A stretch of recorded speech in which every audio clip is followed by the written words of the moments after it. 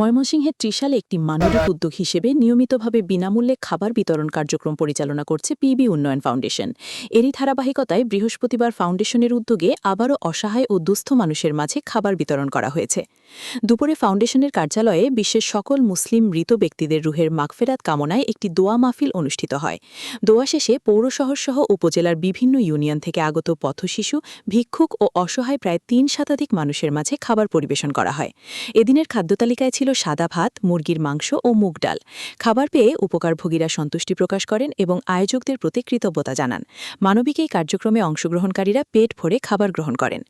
এ সপ্তাহের খাবার বিতরণ কার্যক্রম পরিদর্শনে উপস্থিত ছিলেন ত্রিশাল পৌর কৃষক দলের সদস্য সচিব উসমান আলী ও বাংলাদেশ জাতীয়তাবাদী জনতা দলের আহ্বায়ক, ত্রিশাল উপজেলা ছাত্রদলের সাবেক ছাত্রনেতা, ময়মনসিংহ জেলা জজ কোর্টের আইনজীবী সহকারী, ফুলবাড়িয়া তো ত্রিশাল রুট শ্রমিক ইউনিয়নের সাবেক প্রতিষ্ঠাতা সাধারণ সম্পাদক ও আসন্ন ধানীখোলা ইউনিয়ন পরিষদ নির্বাচনের ৯ নং ওয়ার্ডের মেম্বার পদপ্রার্থী মোহাম্মদ সজীব মণ্ডল।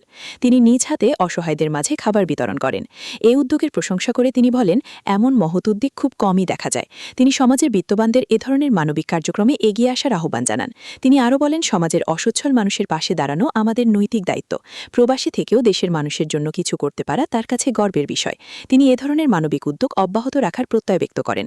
এ সময় উপস্থিত ছিলেন পিবি উন্নয়ন ফাউন্ডেশনের প্রতিষ্ঠাতা চেয়ারম্যান সোহেল রানা, ফাউন্ডেশনের অন্যান্য সদস্যবৃন্দ এবং স্থানীয় গণ্যমান্য ব্যক্তিবর্গ। উল্লেখ্য, পিবি উন্নয়ন ফাউন্ডেশন প্রতি সপ্তাহে এ ধরনের খাবার বিতরণ কার্যক্রম পরিচালনা করে আসছে, যা স্থানীয়ভাবে প্রশংসিত হচ্ছে।